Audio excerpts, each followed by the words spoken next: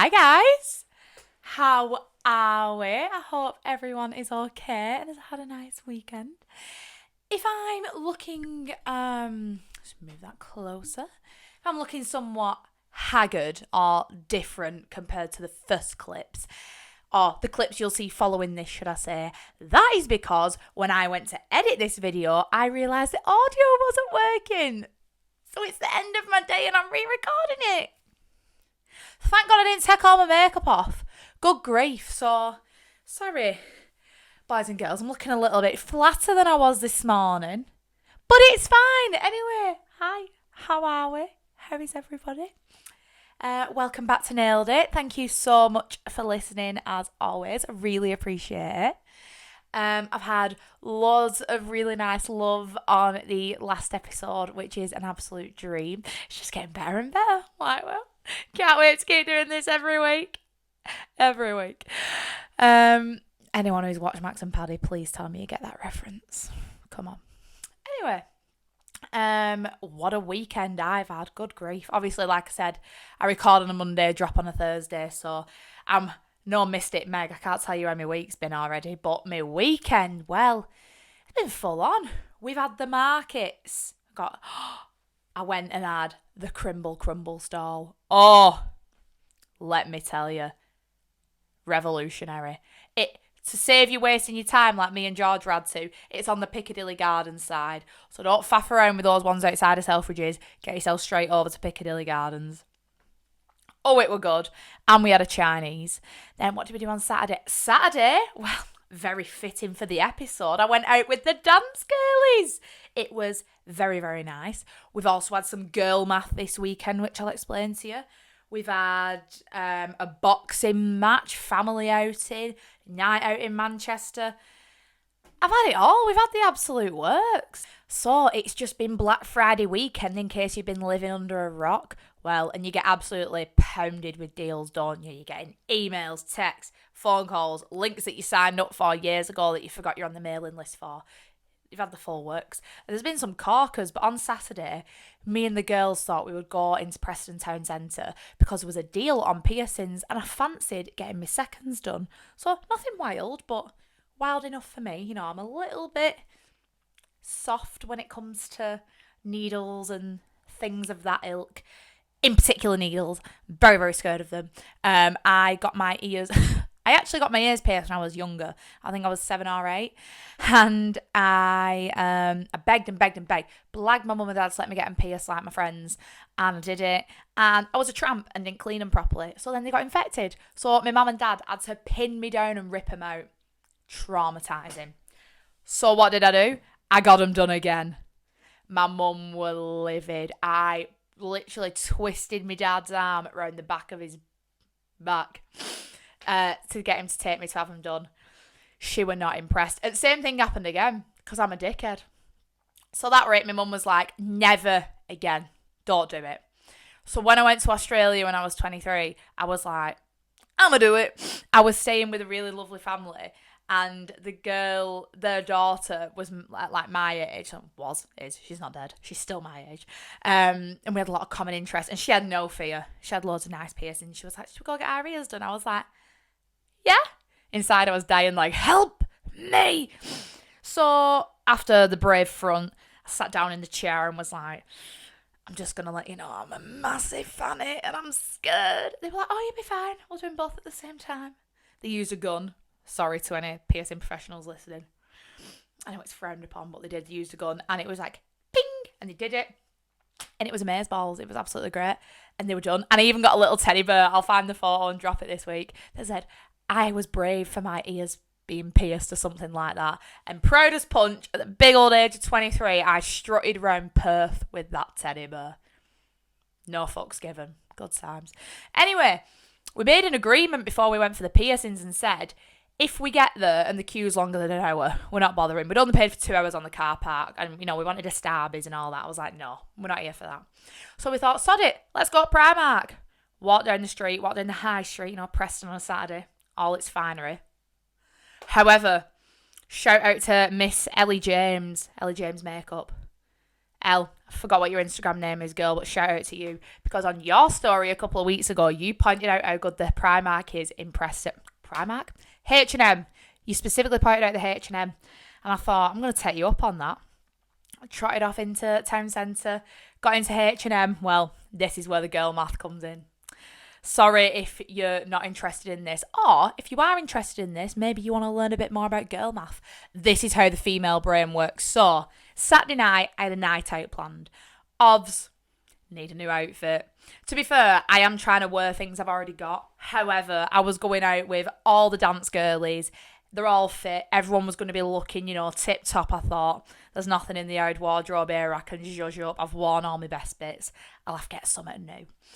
So I ordered an outfit and it was pretty nice. It was like a cargo 2-piece grey. It was giving, right? So I was happy with that.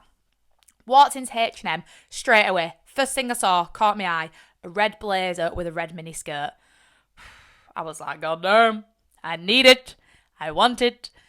But I had nowhere for it to go. I had nowhere to wear it. I thought, trying to be good, we've got a house now. My priorities lie with Dyson handhelds, slow cookers, air fryers, washing products. We need a new bed, which Finn would argue, but we do need a new bed. I want a new bed. So, I was thinking, do I really splash the cash? Did the math, it was 55 quid for the outfit.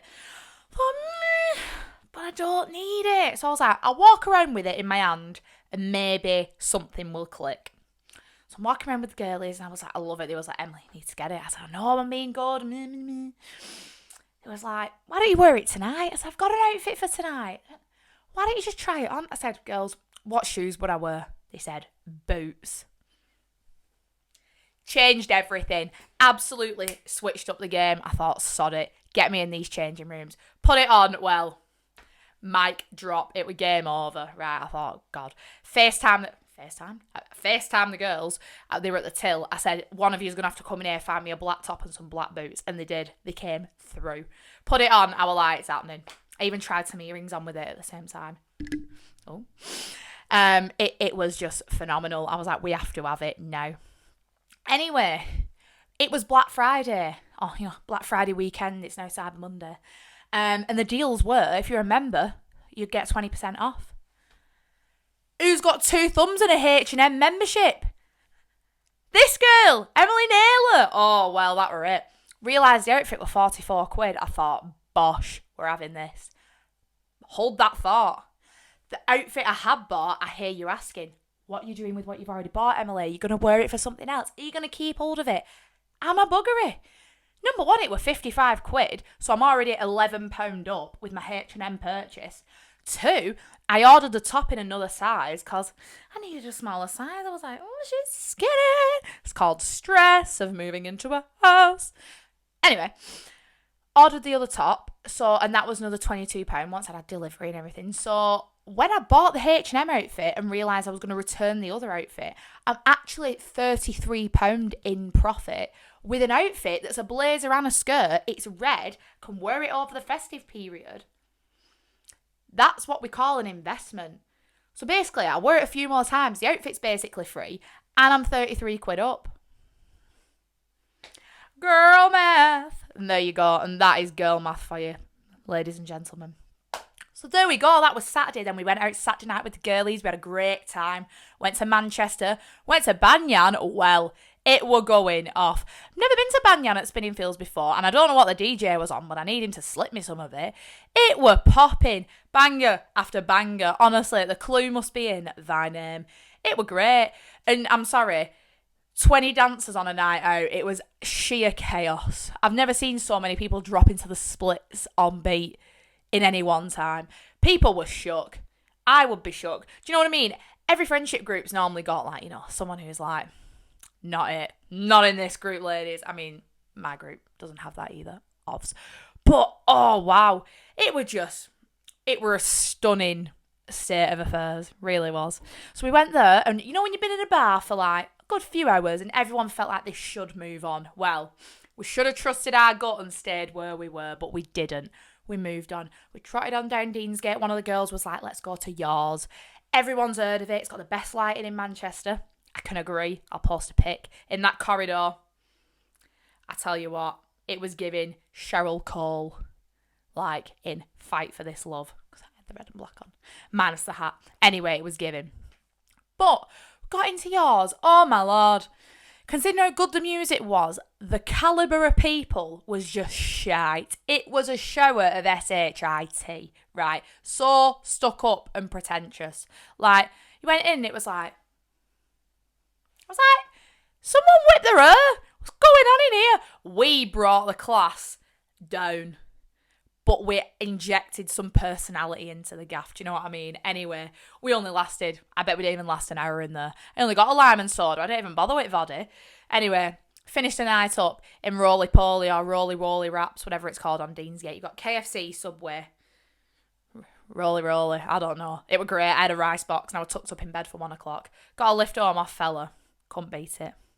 And then Sunday come around and we had a charity boxing event. Well, I'm sorry, watching anyone get hit is never a vibe, but watching your loved ones, it was my brother, and the noises that were coming out of our table. My poor mother, God love her, she sat on front, like her back was to the ring, so when he was facing, she was literally front and centre, and obviously it was like, they hit, then you hit him, they hit, and you hit, so obviously he was giving, and then he was taking. Well, every time he was taking, my mum just happened to look, she were in bits, God love her. So that was traumatic, but then it kind of inspired me. What if I do one?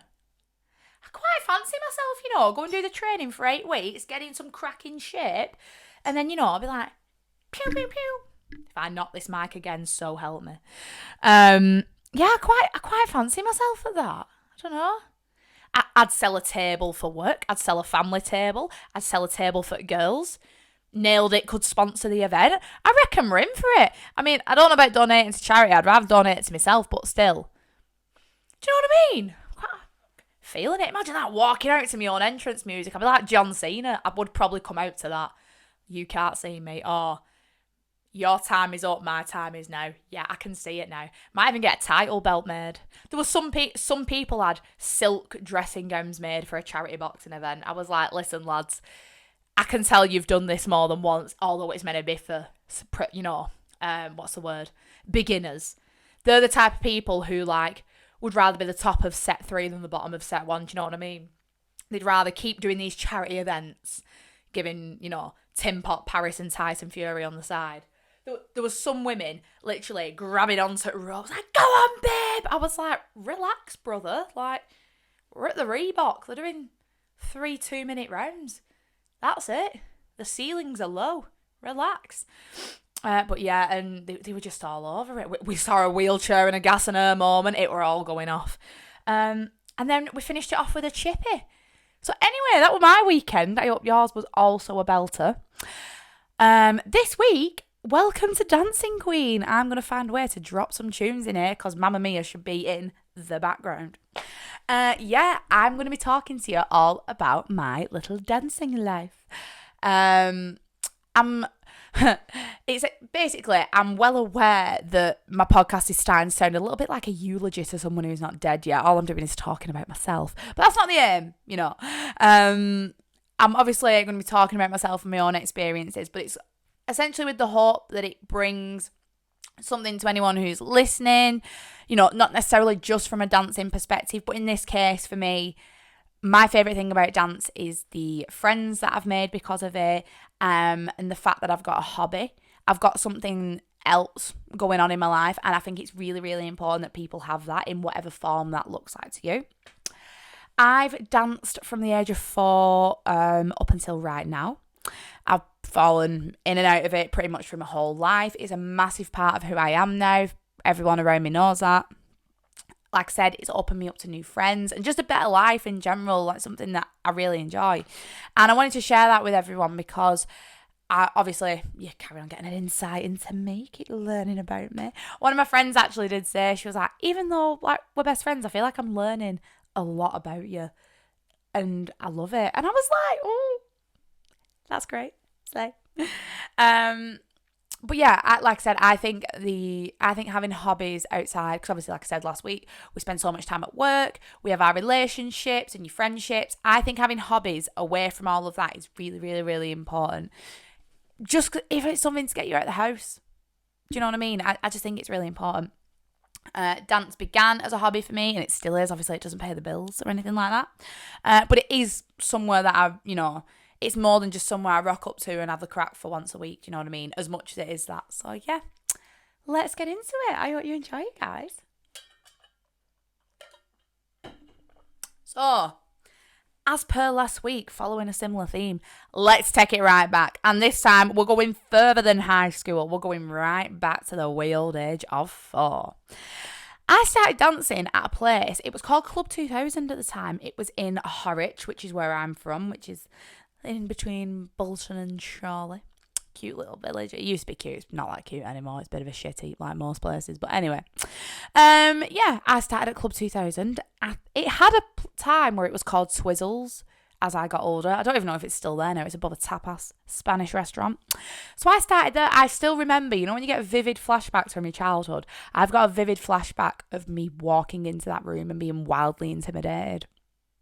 But anyway, I started with ballet. I was quickly humbled in ballet.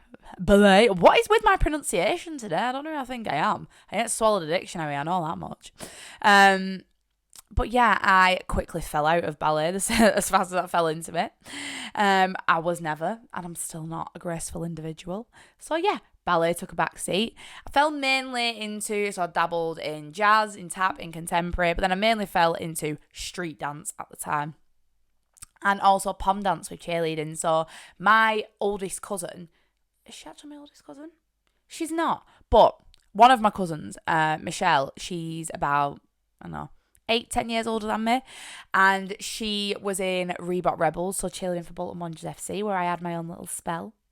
And she always cheerleaded, and I absolutely idolised our Michelle as a kid. I really when you just have someone older around you and the bonnie and they're out, they're doing things, they're having a laugh with the mates. Her and my sister-in-law epitomised the 2K girlies. Do you know what I mean? Just absolutely loved it. And seeing her in a little cropped baby blue Reebok Rebels top and skirt, I was like, I'm doing this 100%. So that was sort of how I fell into it. We also, I don't know about anyone else, but we ended up doing dance shows in every year of primary school at the end of the year. I remember in year 6 we did J-Ho. I don't know what came over me, but I honestly thought I was Nicole Scherzinger. And yeah, it was really good. Got into high school. So at this point, I'm not doing anything externally when I get into high school. Got into high school and, like I said, you do a bit of dancing, PE and things like that. I had a teacher, what was her name? Miss Sumner. That was fun. And she decided to start up a cheerleading squad. Well, that were it. I was like, put my name on that list. Nah. So, auditioned. And it was mainly for the older girlies. It was for the year 10s and the year 11s. However, 2 girls from year 7 got called up. And you better believe, one of those girls was me. Honestly. If I had a cock and it were appropriate, I'd have got it out and started windmilling. I had BDE, big dick energy. In fact, BVE, big vag energy. Don't know if you can say that. I've said it now. BV, it does sound a little bit more like an STD rather than, something to shout about. But anyway, I was buzzing. I was gassed. Loved it. Thought I was a dog's doodah. So anyway, time went on. Get older. Our mates joined the team as well. We ended up having 2 teams at one point. We were called Joey's Angels. I'm going to have to find you a picture. So our school colours were navy and yellow. And our cheerleading outfits reflected that. That was fun. We looked gorgeous. We had a red lip. None of us had ever touched a bottle of fake tan. We look well. Honestly, I can't wait to dig one of these pictures out. Me and my best friend Annabelle, we were both on the team together with loads of other girls, so it was dead fun. And we loved it. We've still got a bit of PTSD now when we hear certain songs. We did a Lady Gaga mega mix to Marry the Night. We did Glee, Walking on Sunshine, Halo. Oh, we had it all. And it was really, really fun. So we used to compete. We did it with all the other schools. We competed at Cannon Slade in Bolton. I remember us getting the Spirit of Sport award. I was like, that's a cop-out award. Give us first place, come on. We did some comps at the Velodrome as well. I remember that. I remember my dad coming watching me. Poor sod. He sat there And he was like, I'll come. And I was like, you have to stay all day. You have to stay all day. And I'll never forget looking and seeing him. And he was literally, he were goners instant, right? Because he'd been there for about 9 hours, bless him. So, yeah. Good times, good times. So, yeah, and we did that basically all through, high school. I think we got into year 11. And when we basically started taking our GCSEs, everything sort of took a back seat. Obviously, like I said in last week's episode, your GCSEs were made out to be a bigger deal than when fucking Lady Diana died and we had the big funeral. So, obviously we couldn't dance. God forbid we danced when we were taking an exam. So that one got parked. And the only dancing we basically did, or I certainly did, was at a house party or on a night out in town, legally or illegally. And that was it then. I didn't actually dance again until I was 21. So I had a really big gap in between, which obviously where baking took off, as we talked about last week. But yeah, I started getting the itch for it. I really, really did. I followed so many dancers on social media. I was obsessed with Aaliyah Janelle, Nicole Kirkland. I wanted those vibes. I wanted to go and dance in heels somewhere. Did I have the balance to dance in heels? Absolutely not. It was very humbling. However, we still wanted to pursue it. I did actually once. I found online like a class in Manchester. I'm sure it was at 0161. But anyway, I remember going. And it's my own fault. It was an intermediate class and I was a beginner. I was more beginner than I realised. And I went, and obviously because it was intermediate, it was fast and it was this. I'd never, like I said, apart from a night out, I'd never danced in heels in my life. Where you might have proper control, not just like windmill.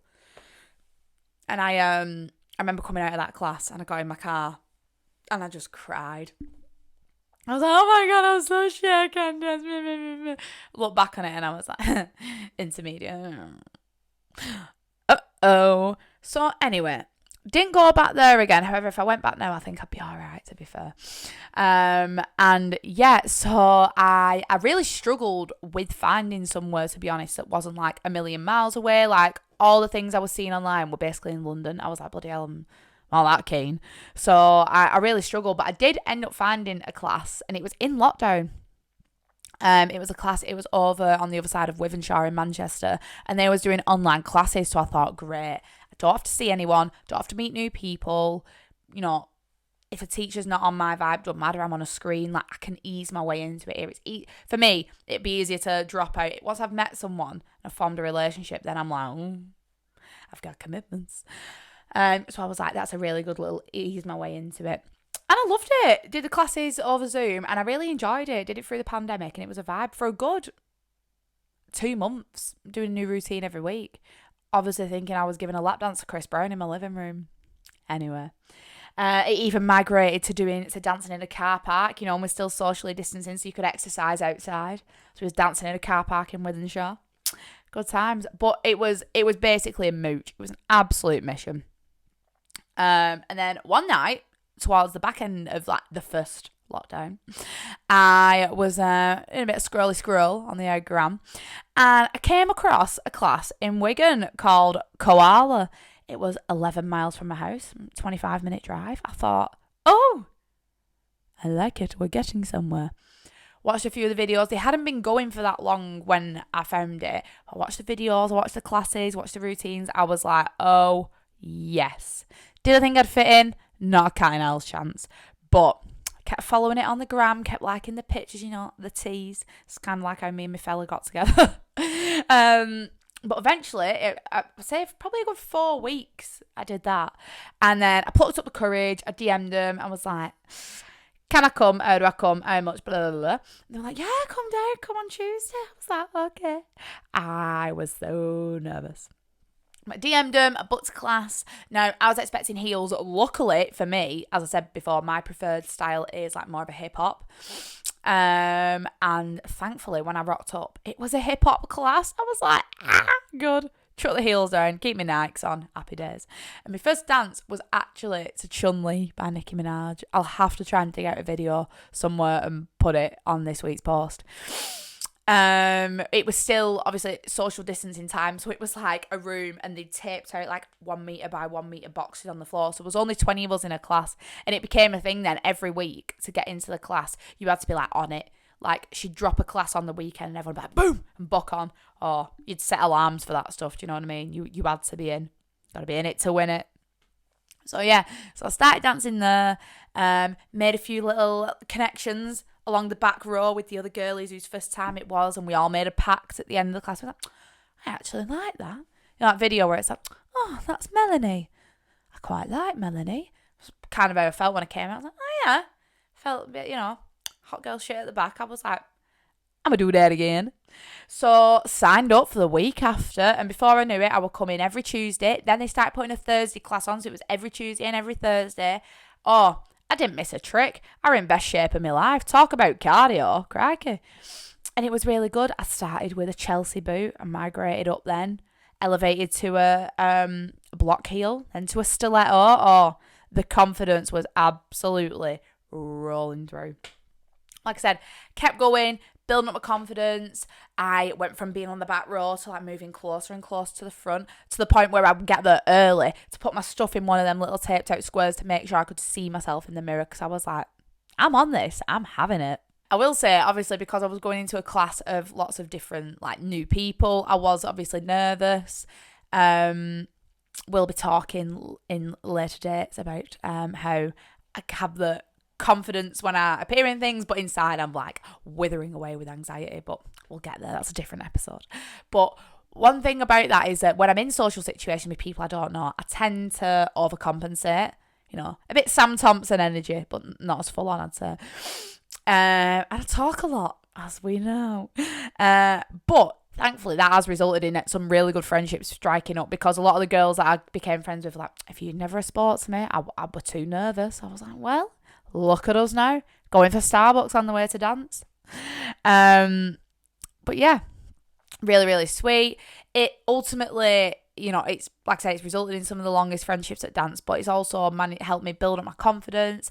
I fell back in love with dancing. I got better at dancing, like my musicality, my technique improved. It was just better all around. It was really, really good vibes. I'm very lucky. I have an amazing teacher. Shout out to Miss Spargo. She's getting an episode all on her own. Let me tell you, she's an interesting individual you will enjoy speaking with. This is so off topic, but I'm so excited to start getting people on the poddy. I'm thinking before Christmas for my first duo episode. Because I think it'll just be good. I will love, once I've sussed out the whole 2 mics, where to record, location, I'm going to do it. Because I just think it'll be good vibes. It'll be great to have the back and forth with someone. And she is definitely one of them people. But as a teacher, she's a great teacher. I've had various dance teachers in my life. And I'm not just saying this because we're friends, she actually helps you understand it. Now, don't get me wrong, and I'm going to get onto this in a minute. I have dance teacher, Beth, and I have competitive dance teacher, Beth, when we're competing. Very two different women. But we love them all the same. But yeah, I mean, she's now become literally one of my best friends. She's just great. She's great. And she's shit hot at dancing. You watch one of her videos, you're like, oh, boom. Honestly. Unreal. And the thing I like about it is the atmosphere that she's created in that room. So we started dancing in a room that could only fit 20 people in. And then after the pandemic, we started getting 30, 40, 50. We had 60 people in one class, and it was like, right, we need to reassess. We need a bigger gaff. And I watched us outgrow our space, move into a new studio, like a new place, watching more and more people come every week and like join the family. And my favourite thing about it is like you walk into that room and for 2 hours or 4 hours, depending which one we're training for, it don't matter what's happening outside of it. You just go in and you forget everything else that's going on. I know it sounds very cliche, but it is true. And don't get me wrong, sometimes when you've got stuff going on, you have better dance days and worse dance days.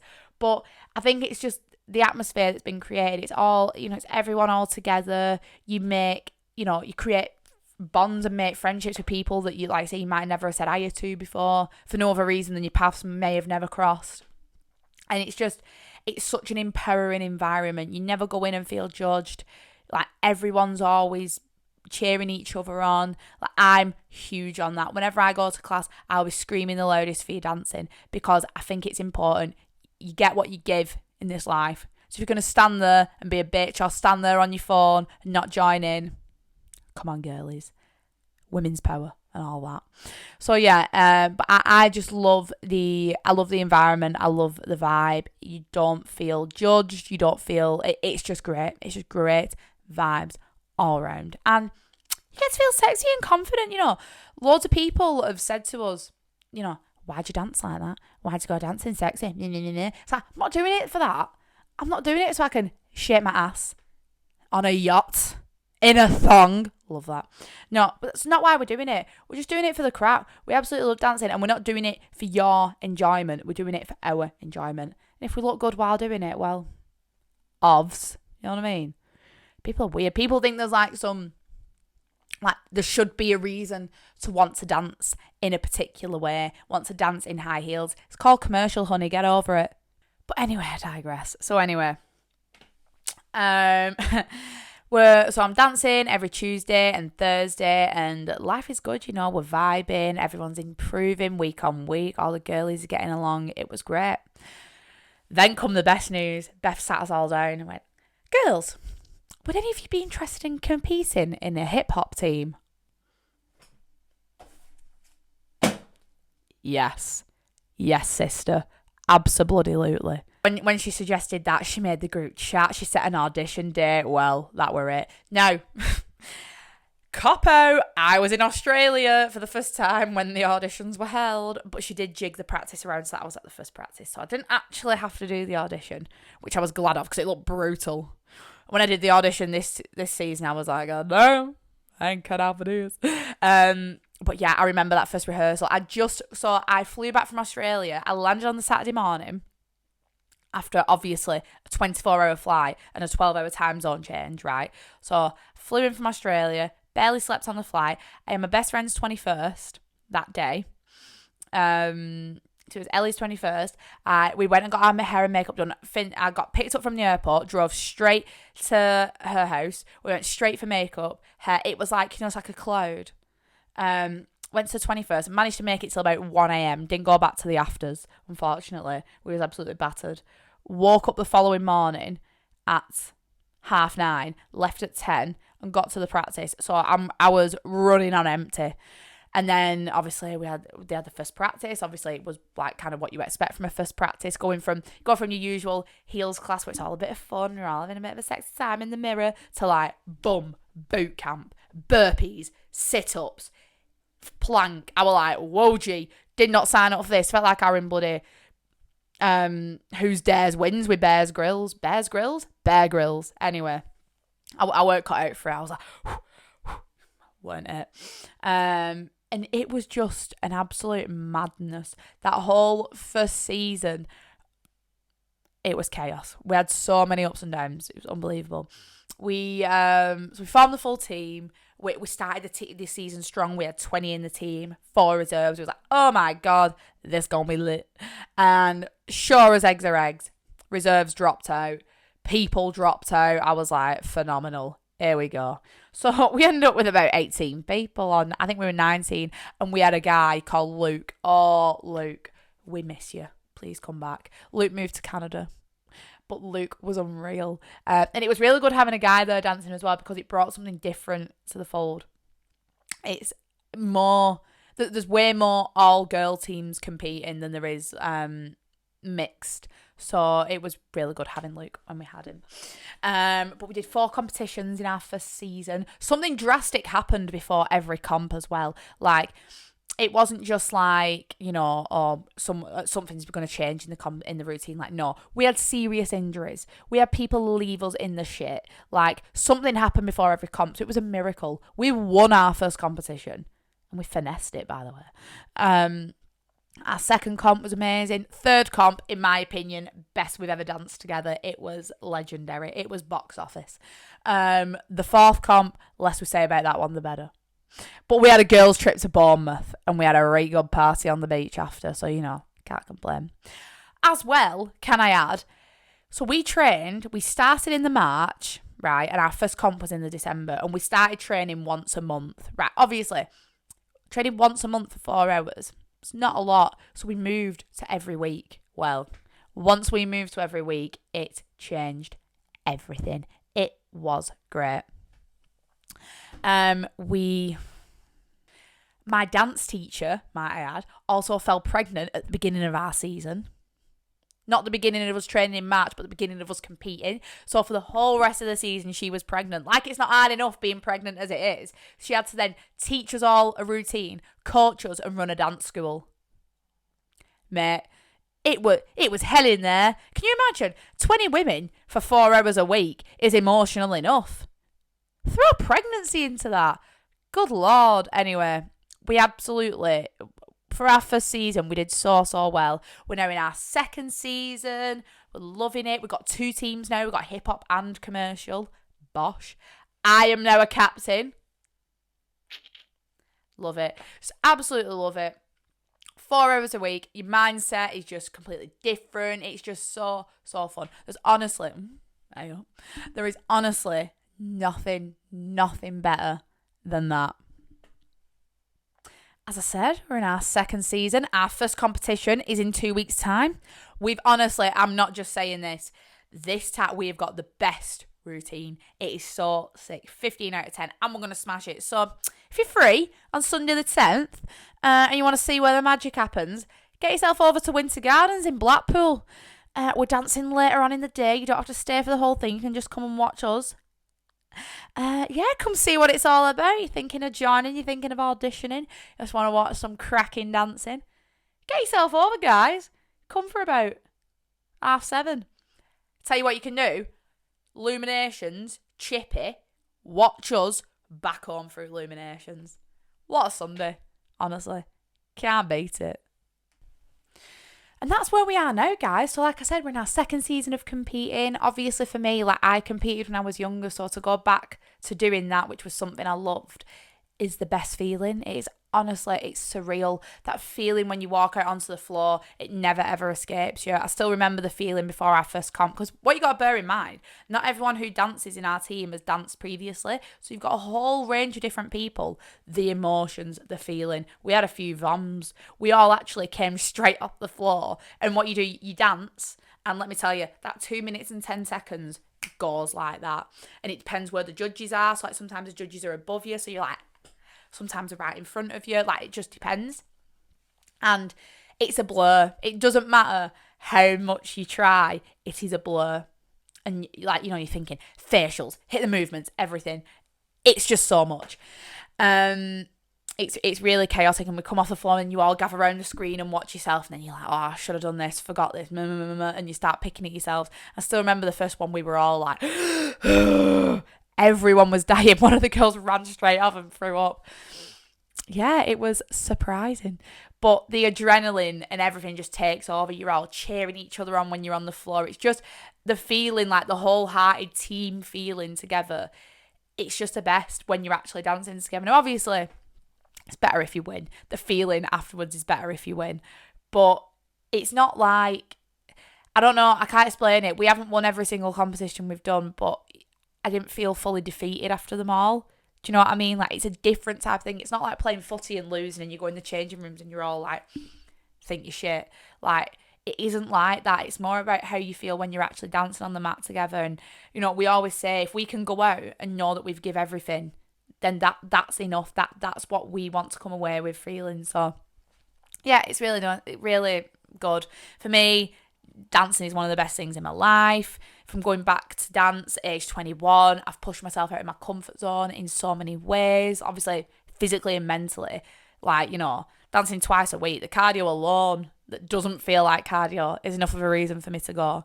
But the biggest thing for me is the friends that I've made. So right from my first heels class 3 years ago to now, I'm still dancing with some of these same girls.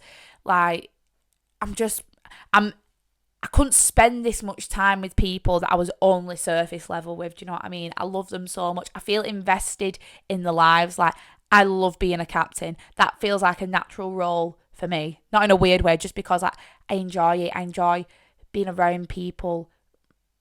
Managing them is not the word, because I don't manage anyone. I don't manage anyone at my work. But I just enjoy that side of things, being invested in them, checking in with people, having people that you feel closely connected to, it's done absolute wonders for me, and I absolutely love it. And I've got a whole other set of friends. Like, some of my best friends now are from dance, and that's amazing. You can never have enough friends. You can never have too many friends. It's just, if I didn't push myself back into this hobby and to this side of myself, I'd have a massive void in my life that I didn't even know was there. I'd be lacking so many of these friendships and connections. Some of these girls were out for my birthday last weekend. Like, it's really important to me, and you realise how many people have gone through similar things to you as well. So I just think it's really important, if you have something in your life that's, giving you a little bit of a calling, it doesn't matter what it is. Don't have to be dance, whatever, footy, a PT class, swimming, gymnastics, whatever it might be. Just go and do it. Go and put yourself back into it. It's vulnerable. It can be scary. It can be daunting, but you could be missing out. And if you want to try something new, if you want to come to dance, Koala, Thursdays, Total Fitness, Wigan, 7 till 9.